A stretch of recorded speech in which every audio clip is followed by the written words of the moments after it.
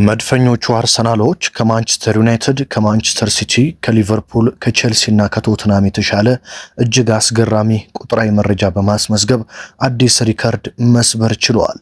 በሌላ በኩል አርሰናሎች ትልቅ እድል በእጃቸው ገብቷል። በተለይ የማንቸስተር ሲቲ ቀጣይ 7 ጨዋታዎች ለአርሰናል ነገሮች ሁሉ ምቹ እንዲሆኑ የምታደርግ ትመስላለች። ምክንያቱም ማንቸስተር ሲቲ በቀጣይ እጅግ ከባባድ ቡድኖችን የሚገጥም ሲሆን በዚህም የስኳድ መድከምና የውጤት ማጣት ለፔፕ ጋርዲዮላ ሊገጥም እንደሚችልና አርሰናል አሁን ካለው 7 የነጥብ ልዩነት ከዚህ በላይ ሊሰፋና በሁሉም የዋንጫ ውድድሮች የበላይ ሆኖ ሊጨርስ እንደሚችል መረጃዎች ያሳያሉ። ማንቸስተር ሲቲ በቀጣይ 7 የሚያገኛቸውን አስቸጋሪና ከባባድ ፈተናዎችን የምነግራችሁ ሲሆን አርሰናል ከዚህ እንዴት ጥቅም ያገኛል የሚለውን ጨምሮ ወደ እናንተም የማደርስ ነው የሚሆነው። እንደዚሁም ደግሞ ነገ አርሰናል በአውሮፓ ቻምፒዮንስ ሊግ ከባየር ሊቨርኩሰን ጋር በሚኖረው ጨዋታ አንዳንድ ጉዳዮችን ደግሞ የምናነሳ ይሆናል ማለት ነው። እንደተለመደው በአማረ መልኩ ወደ እናንተ ስፖርታዊ መረጃዎች ይደርሳሉ። ሰብስክራይብ ማድረግ፣ ላይክ እና ሼር ማድረግ አይረሳ። በቀጥታ እንግዲህ ወደ መረጃዎቹ ነው የምወስዳቸው። መድፈኞቹ አርሰናሎች በዘንድሮ የውድድር ዓመት እንግዲህ በቁጥራዊ መረጃዎች ከየትኛውም የፕሪሚየር ሊግ ቡድን እየተሻሉ በርካታ ሪከርዶችን እየሰበሩ እንደሚገኙ ይታወቃል። አርሰናል በብዙዎች ዘንድ እየተተቸ ጥሩ አይጫወትም፣ ደህና አድርጎ አያሸንፍም፣ ኳስ ወይም ጨዋታ ዶሚኔት አያደርግም እየተባለ ቢተችም መድፈኞቹ ከበቂ በላይ የፕሪሚየር ሊግ ጨዋታዎችን ድል እያደረጉ በቻምፒዮንስ ሊግ መድረክ እየነገሱ በኤፍኤ ካፕ እና በካራቦ ካፕም ለዋንጫ እጅግ ተጠግተው አስደናቂ የውድድር ዓመት እያሳለፉ የማንንም ትችት አንሰማም ብለው ጆሮ ዳባ ልበስ በሚል እንግዲህ የራሳቸውን ቡድን ወደፊት ለመውሰድና ንግስናቸውን ለማወጅ በከፍተኛ ሁኔታ እየተንቀሳቀሱ ይገኛሉ። ማንም እየተቻቸው ቢገኝም ግድ እንደማይሰጣቸው በተደጋጋሚ በአሰልጣኛቸውም በተጫዋቾቻቸውም በኩል እየተናገሩ ይገኛሉ። አርሰናል እንግዲህ ከሲቲ፣ ከዩናይትድ፣ ከዌስትሃም፣ ከቼልሲ፣ ከሊቨርፑል እና ከቶትናም የተሻለ ምን አይነት ቁጥራዊ መረጃ ያለው የሚለውን በጣም ስለሚያስገርም ልንገራቸው። ከዋነኛ ተቀናቃኙ ከቶትናም እንጀምር። ቶትናም እንደምታውቁት እንግዲህ በአሁኑ ሰዓት ከፕሪሚየር ሊጉ ለመውረድ ከጫፍ የደረሰ ቡድን ነው። ከወራጅ ቀጠና በ1 ነጥብ ብቻ ርቆ የሚገኝ ቡድን ነው። ቶትናም በከፍተኛ ጉዳት የታመሰ ቡድን እንደሆነ ይታወቃል። እንግዲህ ወደ ታችኛው ዲቪዚዮን ሊወርድ እንደሚችልም መረጃዎች ያሳያሉ። በተለይ ካሁን በኋላ ያሉ ጨዋታዎችን ማሸነፍ ካልቻለ በፈረንጆቹ አዲስ ዓመት 2026 አንድም ጨዋታ ያላሸነፈ ቡድን ነው ቶትናም ሆትስፐር ማለት ነው። ታዲያ ቶትናም በዘንድሮው የውድድር ዓመት 41 ጨዋታዎችን አድርጓል። ከነዚህ 41 ጨዋታዎች ውስጥ በአስደናቂ ሁኔታ 17ቱን ተሸንፏል።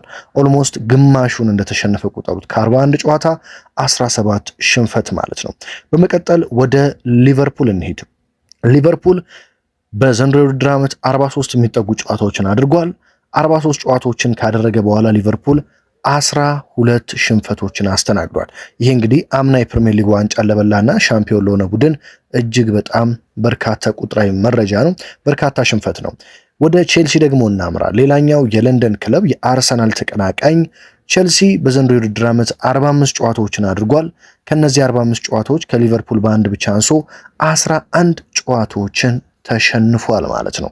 ይህም በጣም ብዙ የሽንፈት መጠን ነው። በአንድ የውድድር ዓመት ዋንጫ መብላት የሚፈልግ ቡድን እንደዚህ አይነት ብዛት ያላቸውን 2 ዲጂት የሚሞሉ ጨዋታዎችን መሸነፍ የለበትም። በመቀጠል ወደ አስቶን ቪላ ልውሰዳችሁ። አስቶን ቪላ በዘንድሮው የውድድር ዓመት 40 ጨዋታዎችን አድርጓል። ከነዚህ 40 ጨዋታዎች ደግሞ 10ሩን በሽንፈት ነው የጨረሰው አስቶን ቪላ ማለት ነው። በመቀጠል ወደ ማንቸስተር ዩናይትድ እና ማንቸስተር ሲቲ ስመራችሁ ማንቸስተር ዩናይትድ በአስደናቂ ሁኔታ 31 ጨዋታ ብቻ ነው ያደረገው። ይህ ከአርሰናል ጋር ሲታይ እንግዲህ አርሰናል እጥፍ ለመጫወት ተቃርቧል ከዩናይትድ አንጻር፣ ሲቲም እንደዛው። ታዲያ ዩናይትድ 31 ጨዋታ አድርጎ በጣም ትንሽ ቁጥር ነው። 7 ጨዋታ ግን ተሸንፏል። በጣም ብዙ ቁጥር ነው። በትንሽ ጨዋታ ብዙ ነው የተሸነፈው ማንቸስተር ዩናይትድ። ሲቲ 45 ጨዋታ አድርጎ ከ45ቱ 7ቱን ተሸንፏል። 45 ብዙ ጨዋታ ነው። 7 ለሲቲ ጥሩ የሚባል የሽንፈት ቁጥር ሊሆን ይችላል። ነገር ግን አንድ ቡድን በአንድ ዓመት ዋንጫ መብላት ከፈለገ 5 እና 6 ጨዋታዎችን ብቻ መሸነፍ እንዳለበት ነው የሚናገሩት ትልልቅ የሚባሉ የእግር ኳስ ተንታኞች። አርሰናል ታዲያ የነዚህን የሁሉንም ቡድኖች ነግሬያቸዋለሁ። አርሰናል አንደኛ ከነዚህ ሁሉ ቡድኖች የበለጠ ጨዋታ ነው ያደረገው፣ 46 ጨዋታ ነው ያደረገው። እጅግ በሚገርማችሁ ሁኔታ አርሰናል 3 ጨዋታ ብቻ ነው የተሸነፈው ከ46ቱ። በ43 ጨዋታ አልተሸነፈም። ከ46ቱ በ3ቱ ጨዋታዎች ብቻ ነው የተሸነፈው። ሁለቱን ከሜዳ ውጪ በቪላና ሊቨርፑል፣ አንዱን በሜዳው ኤምሬትስ በማንቸስተር ዩናይትድ።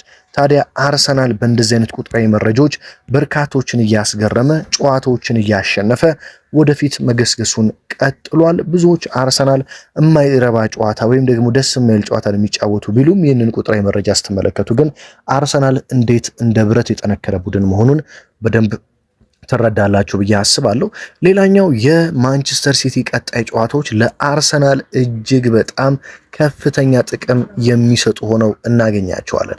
እንደምታውቁት እንግዲህ አርሰናል እና ማንቸስተር ሲቲ ዘንድሮ ብዙ የዋንጫ ፉክክሮች ላይ እንደሚፋጠጡ እናውቃለን። ታዲያ ማንቸስተር ሲቲ እንግዲህ በነገ በአውሮፓ ሻምፒዮንስ ሊግ ከሪያል ማድሪድ ጋር በሳንቲያጎ በርናባው ጨዋታውን ያደርጋል። በነገራችን ላይ ከሪያል ማድሪድ ጋር የምታደርጉት ጨዋታ በጣም ፈታኝና ጉልበት የሚፈልግ ያላችሁን ሁሉ እንድትጠቀሙ ተጫዋቾቻችሁን 90 ደቂቃ እንድትጠቀሙ የምትገደዱበት አይነት ጨዋታ ነው።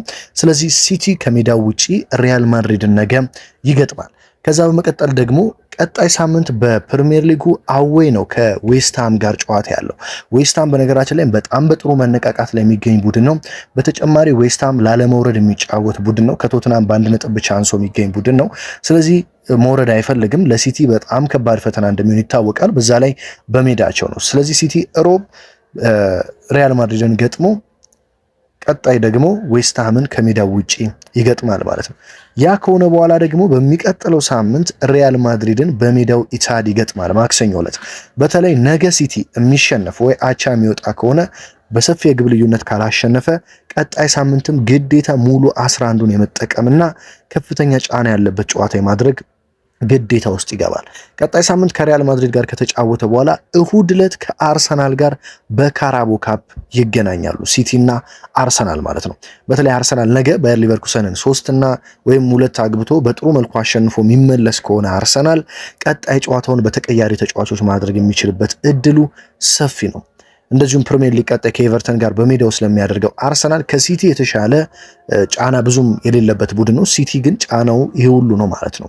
በመቀጠል ሲቲ ከአርሰናል ጋር ከተጫወተ በኋላ በካራቦ ካፕ በመቀጠል በኤፍኤ ካፕ ሩብ ፍጻሜ ከሊቨርፑል ጋር ነው የሚጫወተው። ከሊቨርፑል ጋር በሜዳው ኢታድ ይጫወታል። በዚህም ጨዋታ ሲቲ ተቀያሪ ተጫዋቾችን ይጠቀማል ተብሎ አይጠበቅም። ምክንያቱም 4 ውስጥ ለመግባት ነው። ከፍተኛ ትግል የሚፈልግ ጨዋታ ነው። በተለይ በካራቦ ካፕ በአርሰናል ዋንጫ የሚቀማ ከሆነ ዘንድሮ ዋንጫ ላለማጣት በኤፍኤ ካፑ ረጅም ርቀት መጓዝ ይጠበቅበታል ፔፕ ጋርዲዮላ። ስለዚህ በሊቨርፑልም ጨዋታ ሙሉ ተጫዋቹን ይዞ ይገባል ተብሎ ይጠበቃል። ከሊቨርፑል ጋር ከተጫወተ በኋላ ሲቲ የሚጫወተው ከቼልሲ ጋር ከሜዳው ውጪ በስታንፎርድ ብሪጅ በፕሪሚየር ሊጉ ነው። ቼልሲ ደግሞ በኤፍኤ ካፑ የገጠመው ቡድን በሜዳው ስታንፎርድ ብሪጅ ፖርት ቫሌን የተባለ በጣም ቀላል ተጋጣሚ ነው። ስለዚህ ሲቲ ከሊቨርፑል ጋር ሲጫወት ቼልሲ በአንጻሩ ተጫዋቾቹን እረፍት ሰጥቶ በሙሉ መነቃቃትና በእረፍት ነው ከሲቲ ጋር የሚጫወተው በሜዳው በፕሪሚየር ሊጉ። ስለዚህ ለሲቲ ይሄ በጣም ከባድ ጊዜ ነው። ሲቲ ከቼልሲ ጋር ከተጫወተ በኋላ ደግሞ ከአርሰናል ጋር ነው በፕሪሚየር ሊጉ በኢትሃድ የሚጫወተው ማለት ነው። ስለዚህ እነዚህን ስትመለከቱ ለሲቲ በጣም ከባድ ጊዜ መሆኑና ምናልባትም እነዚህ 7 ጨዋታዎች የሲቲን የዘንድሮ የዋንጫ ጉዞ የአርሰናልን የዋንጫ ጉዞ የሚወስኑ ናቸው። ምክንያቱም ሲቲ በፕሪሚየር ሊጉ ነጥብ የሚጥል ከሆነ ከነዚህ መሃል አርሰናል በደንብ አምልጦ ፕሪሚየር ሊጉን በ10 እና ከዛ በላይ ነጥብ በማስፋት የፕሪሚየር ሊግ አሸናፊ መሆኑን ከወዲሁ በደንብ ማረጋገጥ የሚችልበትን እድል ያገኛል ማለት ነው። እንደዚሁም ደግሞ በካራቦ ካፕ ፍጻሜ አርሰናል ድል ማድረግ የሚችል ከሆነ ሲቲን፣ ምክንያቱም በነ ሪያል ማድሪድ ደክሞ ነው የሚመጣው ሲቲ ማለት ነው። ሁለቴ ከሪያል ማድሪድ ጋር ተጫውቶ ነው የሚመጣው። ስለዚህ አርሰናል ከ4ቱ የመጀመሪያ ዋንጫውን ማሳካት ይችላል ማለት ነው።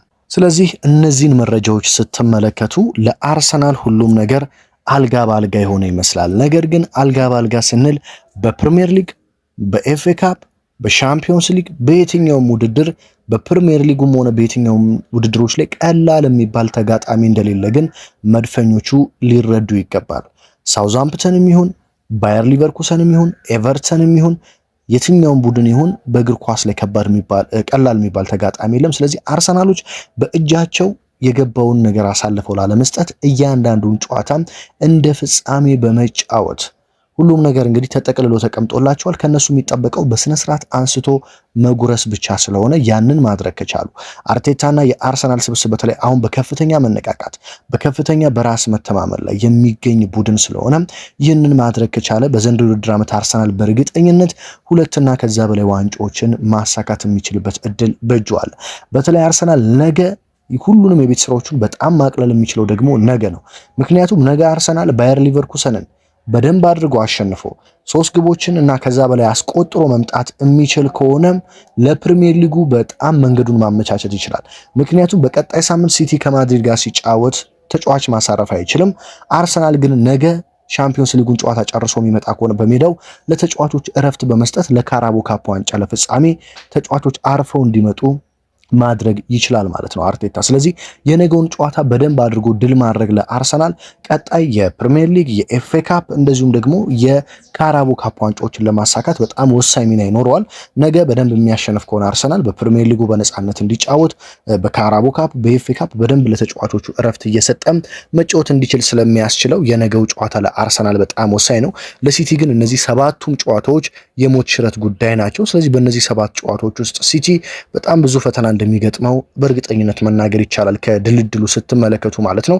አርሰናል ታዲያ ከብቃቱ ባሻገር እንደዚህ አይነት እድሎችን ደግሞ መጠቀም መቻል አለባችሁ። ባለፉት ዓመታት ሲቲ እንደዚህ አይነት እድሎችን በደንብ ይጠቀም ነበር። አርሰናል ከከባድ ተጋጣሚ ጋር ሲደርሰው እሱ የራሱን ጨዋታ እያሸነፈ አርሰናል ነጥብ ሲጥልለት ዋንጫ እንዳነሳ እናውቃለን። ስለዚህ አርሰናል ይህንን ሲቲ ሲያደርገው የነበረውን ደግሞ አሁን ማድረግ አለበት። ሲቲ ነጥብ ሲጥልለት እሱ ደግሞ ከሲቲ አንጻር ቀለል ያሉ ተጋጣሚዎች ስላሉበት ድል እያደረገ ለዋንጫ መቅረብ የአርቴታና የሰራዊቱ ግዴታ ነው ማለት ነው። እናንተ ይህንን እንዴት ተመለከታችሁት? በተለይ የሲቲን ጨዋታዎች ስትመለከቱ አርሰናል ዘንድሮ ብዙ ዋንጫዎችን የሚበላ አይነት ስሜት ተሰማችሁ ወይስ ምን ትላላችሁ የሚለውን በኮመንት መስጫ ሳጥን ውስጥ ልታስቀምጡልኝ ትችላላችሁ። እንግዲህ አርሰናሎች ዛሬ ምሽት አሰልጣኝ ሚኬል አርቴታ መግለጫ እየሰጣሉ በተጫዋቾች ጉዳት እንደዚሁም በሻምፒዮንስ ሊጉ ጉዳይ ማለት ነው። እሱን ታዲያ ከመግለጫቸው በኋላ በጥሩ መልኩ በአማረ መልኩ ወደ እናንተ መረጃውን አደራጅቼ የማደርስ ይሆናል።